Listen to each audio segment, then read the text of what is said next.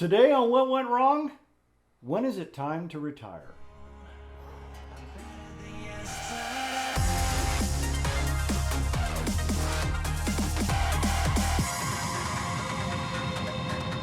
Hi, I'm Brett Mauser, and I made 45 feature films, and it is getting to that point in my age, especially when we're doing westerns and out there in the middle of the hot sun and doing all sorts of other things where I start thinking I can't do this forever, and I'm starting to get to that age where it's like, well, it's time to wrap it up. Now, whether you're 25, whether you're 30, whether you're 50, whether you're 100, there's a time in, I think, everybody's life that you have to start looking to wrap it up and saying, well, I think I'm done. I think I've told the stories.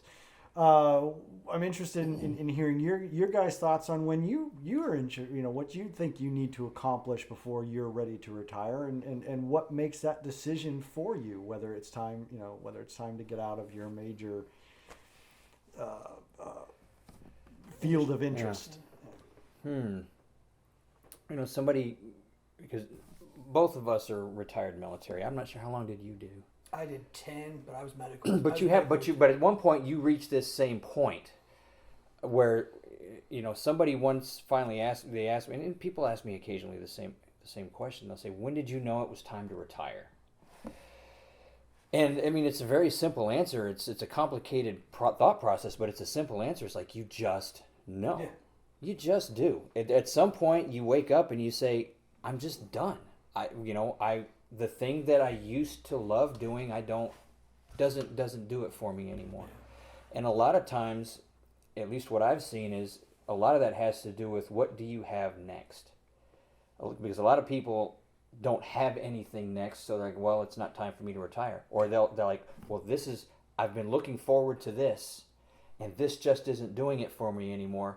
It's time to go to this. Yeah. So that's what I've seen anyway. But for me, it was just, I don't want to do this anymore, and I've got something else already waiting in line. Yeah.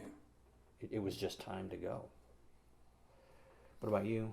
I mean, you retired about a year after I did. I knew I was going to do 20 years. I knew I was going to do 20 years with Air Force and the military, just get out after that. But then go right back in doing the same thing. Now it's been almost 10 years after retiring from military, doing the same kind of crap. I don't like that job. That's why I make movies on the weekends. That job pays well. That's why I do movies on the weekends and not do movies as the job. But I hope to someday do movies and film as the job. Yeah. But to retire, I don't know if you mean to retire, just retire, or you're talking retiring from filming. In my personal case, it would be retire, all the way retire. In my case, it's like a switch. It's like when I'm done, I'm done. It's my ranch, sitting on the patio, with a cigar and a bottle of bourbon, just watching the world burn. And looking at the world today, it's kind of like, well, I'm running out of time till I get to watch the world burn. They've already started the bonfire. Yeah. For me, it's just, because there's the part of me that's like, well, I'd like to still teach, but there's also some of it that's just like, when am I going to have time for myself? Because it's always been about making the movies. It's always been about what project is next, what movie is next. But was that something that was fun that's been fun? Is that not becoming fun anymore? Like, you go fishing. I like to go fishing because fishing's fun. And then, I'm never going to stop going fishing. You're asking the hard question. It's at the point now where I'm excited about a movie, but then the reality sets in, and I start thinking about, I'm going to have to do this, I'm going to have to do that. And it's just like, do I want to put myself through that again? Because I know that those 6 o'clock alarms, are going to be hitting, and I've got to get up and I got to drag myself to Savinaw, or I got to drag myself up to Austin, or I got to drag myself here. Now, there are times that, like when Matt and I shot Pickups, that little short film. Yeah, you remember that. Mm-hmm. That I was dreading it, that I was just like, but then I get on set and I have a great time, and then I'm able to move on. But now because it always was just a case of hanging out with my friends and making movies and telling stories. Yeah. And especially the last years, especially since Lady Lawman, that I think is the where it's really a business now. where it's like, okay, I've got to look at a project and say, is this financially viable? Does it make sense to make this movie at this time? So that's, it's no longer just about, hey, I get to hang out with buddies. It's now, okay, will this movie make money? Will we be able to take the money that we made off of this movie, put it into this one, and then make more back so we can make 2 movies, that kind of a thing. The only hiccup, because when I started thinking, okay, I'm done in 5 years, because that way I can have my 5 films, I can end on 50, end on 50 feature films. And I started thinking, well, that'll be, let's do 5, and then I want to do Night Watchman, get those last couple things in. And now it's more just like, well, I've got 1 or 2 left, let's get those done. And I've been rewatching the Innocent Saga. And I finished season 6, and I'm just like, this is such a good story. This is such a terrific story. But I'm torn because it's like, to do this right, I'm gonna have to put some money into it. But it's also, I look back on those days of Pondridge Productions and the Innocent Saga and all the people that were involved, and these were friends, and it was a learning process. And it's like, okay, well, now do I do it again? And revisit the saga and do it right, knowing what we did wrong and what we did right, and being able to keep the story. And the story's relatively intact. It's just making sure that the performances are there and the special effects are there and things like that. I look at it and going, man, if I'd have made this now, if I'd made the saga now, this thing would have been amazing. Because there's just the drama involved, and there'd be just minor changes. Because I listened to this song "Return to Innocence," which was the kind of the whole springboard of kind of Dog's life eventually. But and now I listen to it, and there's just this kiss scene that's in it between these 2 characters that I watch, and I'm just like, this is that moment at the end of season 3 that the audience gets up and jumps up and screams for joy. They finally kissed, kind of moment, and I've learned about that stuff over the years. So I'm not afraid of drama as I was in the past. And it's performances like Jade in chapter 5 of that, when he's talking to Janie at the piano. I can play that for my class, and they're captivated, and they're just watching this, and I was letting the drama happen. I was letting the actors act. I was letting it do it, and it took projects like the Innocent Saga to learn.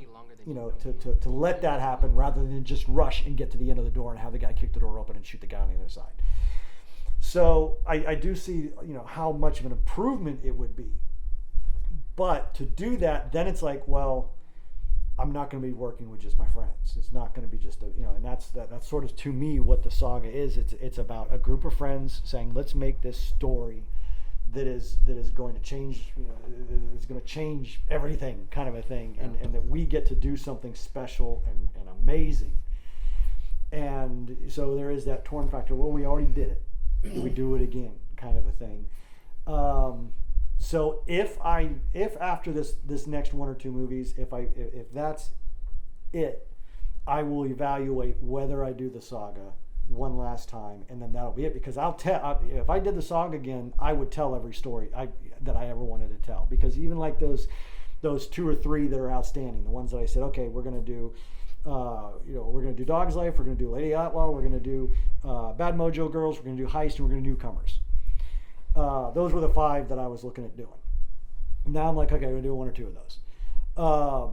If I did the saga, a lot of those fit in the Innocent Saga. Bad Mojo Girls, Heist movie can be written a little bit to be part of that. So I would get those stories told. But if I did the Innocent Saga, that would be it, and I'd be done, because I wouldn't have any more stories to tell. I would have told, because I've always felt that was the reason that I was put on this planet, was to make the Innocent Saga.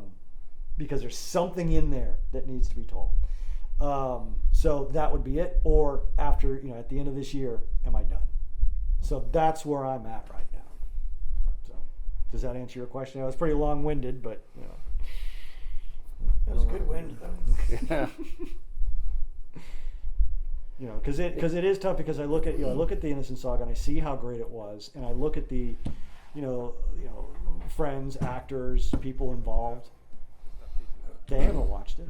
They're not watching the whole movie. I can't get the actors and the producers to watch it. So it's sort of like, was it worth it? Yeah.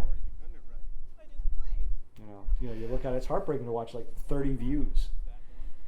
30 views on this, on the spectacular episode. I mean, I think probably possibly the best one, and it starts off with that dream sequence with you and Amanda, and it's the Day of Seven Sisters episode, and I think that's the best episode in the entire saga because it's just back to back, all these reveals, all these great moments, this great dialogue, and like something like the episode before had that great talk about good and evil when they're back in the dinosaur land.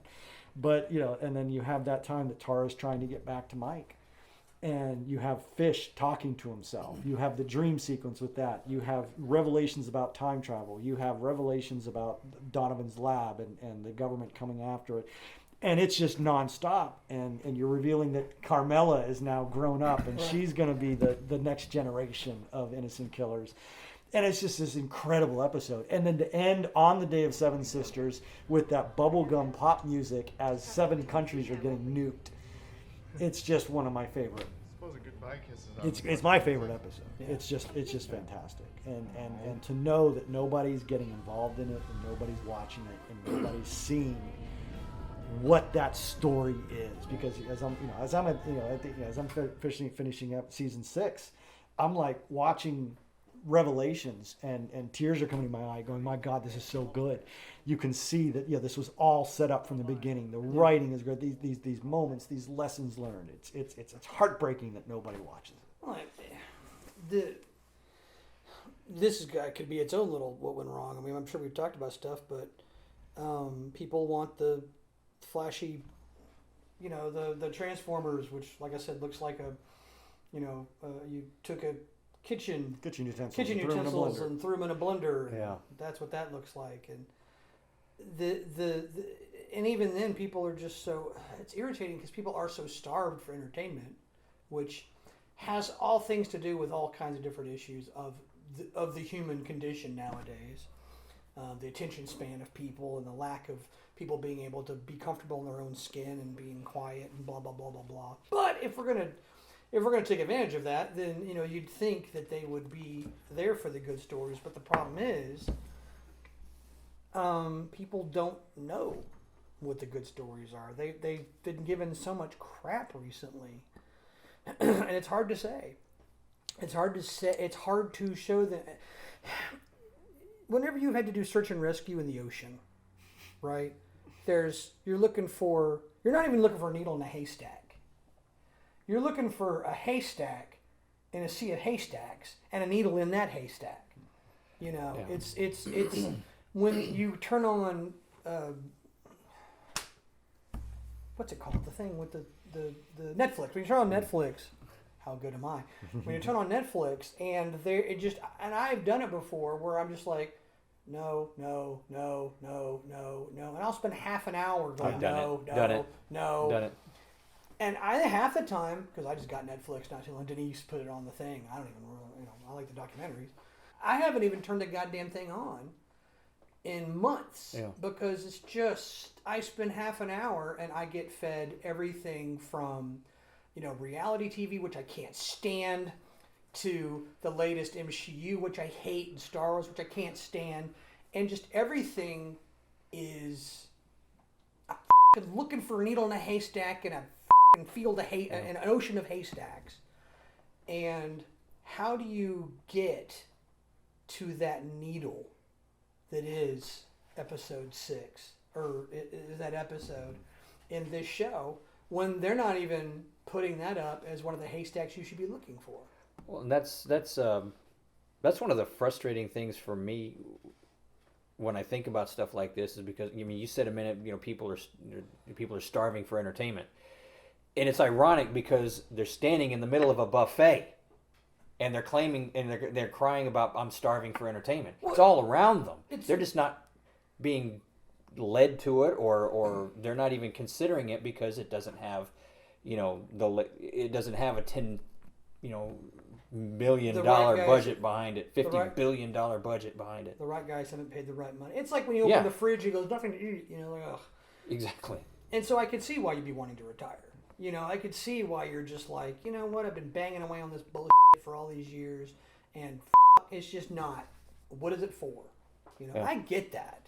You know, people have a tendency to want to make that their life means something. I'm weird. I don't particularly care, but I'm weird, and we all know that. But I could see why a person is like, I want what I'm doing. And you've done so many things, you know, 45 feature films. And it's not just like, oh, I've turned on the recorder 45 times or I've made 45 things. You've made 45 things that are an hour and a half long or more. Yeah. And I've watched, well, because I've seen it all, you know, been with you, kind of, through the whole thing, kind of. But more importantly, I've seen it happen. I've watched all your stuff.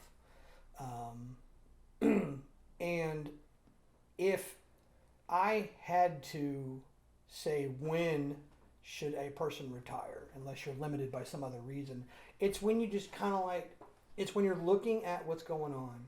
It's when you're looking at what you've done. And you could say to yourself, either in your case, I've done what I needed to do, or I've done what I wanted to do. Or in my case, I'm just like, I'm just tired of this bullshit. Yeah. You know, well, the reason I got out of the military was medicaled out. When someone tells you you must leave now, Gotcha. Okay, different yeah, scenario. I got medicaled out. Well, it's funny. I got medicaled out of the military, and in 14 and a half years, I will have to retire from the airlines because 65 is my retirement age. So unless you're told to get out, like I was, which no one's going to tell you to get out of film, no one's going to take away your camera. Yeah. Well, you know, there's something I noticed about you over the past year. And I could be way off on this, but this is what the impression I got of the whole situation. When we finished Oldest Posse, you told me, we were sitting someplace, I can't remember, and you told me, I'm taking off the summer, we'll do something else later on, maybe something at the end of the year, maybe not, I don't know yet. But we got to take the summer off because it's just too damn hot. Yeah. And it wasn't maybe a month later, here comes the email. Hey, everybody, I'm thinking about doing this series, and we all come together to find out what's going on. And part of the series is we're going to make a movie, but the point is the series, and what ended up being Long Shot. Mm-hmm. And I think I told you when you said, yeah, I'm gonna take the summer off, and I think I said bullshit, but or yeah, right, we'll see, or something to that effect, something under my breath. But that's when I kind of, for me, it wasn't. And you didn't set out to make Serial Rabbit 7. You had something to say in Long Shot because of what you saw online from other people complaining about, I can't make a movie for whatever, and you had something to say. As long as you still have something to say, you're never going to give up. You've always got that one little thing that you got to do. For you, my opinion or my prediction is, when you run out of things to say, that's when you'll stop. And I still think you've got something to say. Yeah, and I completely, 100% agree with that. And then going even further than that, since I've known you for so long, the opinions of Brett Mauser should be shared by all. But more importantly, yeah, okay, maybe this, if we redid, if the Innocent Saga was redone, it wouldn't be groups of people with friends. It wouldn't be groups of friends doing whatever. But, I mean, as it has a tendency to happen, you tend to collect people. Remember we told that story about that graveyard train? You said it multiple times. Yeah, you said it before. People just kind of tend to come along. And here's one of the things I'm going to tell you, because here's one of the things I've noticed about us. Not you and me, but I mean, like, you know, the us is people. You one time told me that I'm not an actor, I'm entertaining, which is why you put me in things. I'm an entertainer. Yeah. Because I can tell stories at a moment's notice, and I can tell them bigger, and you know, and try to get. And people. frequently does. Oh yeah, because I'm fucking awesome like that. But I try to. What what we have done is so weird and so niche and so bizarre to some people. Because, I mean, if you tell people, yeah, I was in, in the Arctic doing stuff, people are like, the hell? What is that like? And how do you explain that? Yeah. Oh, it was cold. It was white. No. You have to tell. And so when I talk about some of the stuff I've seen, some of the stuff I've done, some of the stories that I have, I try to bring the person along with me. Okay?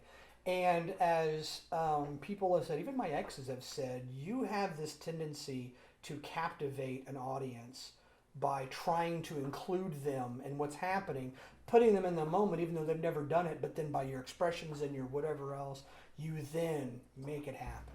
Okay? And because of that, people want you to do that more. You know, Uncle Keller's story time back when I was in Germany, or Uncle Jeff is telling a story. Gather around, kids. Uncle Jeff's going to tell a story, right? You do the same thing. You collect people. You're like, okay, I want to tell a story. Here's how I'm going to do it. All right. Now, some people are just along because they want to see themselves on the thing. I think that's I think that's horrifying, but whatever. That's your thing. Some people want it to do it because they want to get practice. Some people want. It doesn't really matter. Mm-hmm. The point is, every time you've ever done anything, every time I look around, we have new people around you, you know. And so if you want to tell more, if you have something else to say, if you have a story you want to redo or do something else with, the people that you tend to collect, usually at some point, we do collect a couple of friends. Mm-hmm. And so it is like that again. Now, when you start off, not so much, because everyone's like, well, it's this guy's vision, I don't understand, blah, blah, blah, blah. But as they go along, people can sense, let me rephrase that. If you spend a lot of time with somebody, you will develop a sense of them. Mm-hmm. And you will see this guy's a good guy. And whether or not they like filmmaking or want the thing or the process, I'm not here because I enjoy the camera or I enjoy the stuff or I enjoy filmmaking. Absolutely not. But you're one of my best friends. People will be here for that. I'm not to be your best friend, but I mean because they enjoy the time we spend together. Because even though the projects are long and arduous and a pain in the ass, we always have food and hang out. We usually go to dinner. We do something.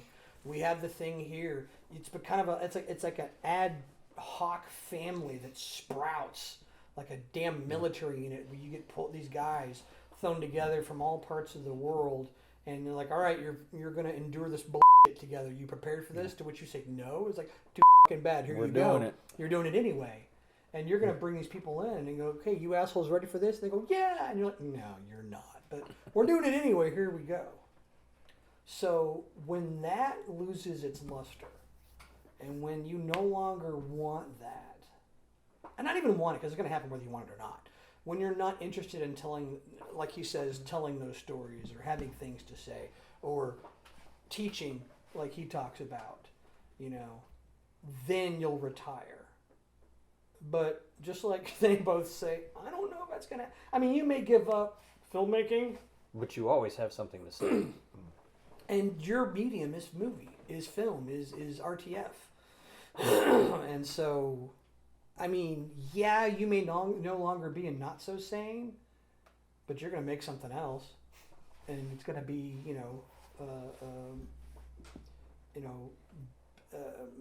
Vox Mauser or something like that. You know, you're going to have some kind of thing. Write that down. That was good. Yeah, that was a good one. You know, you're going to have some kind of thing that you're going to do just because you have something to say, or you're going to come to me at some point and it's like, all right, I got this idea. It's going to be funny, and I'm going to go, what do you got? You know, and whatever else, and is you want to help us? It's absolutely not. But I'm there.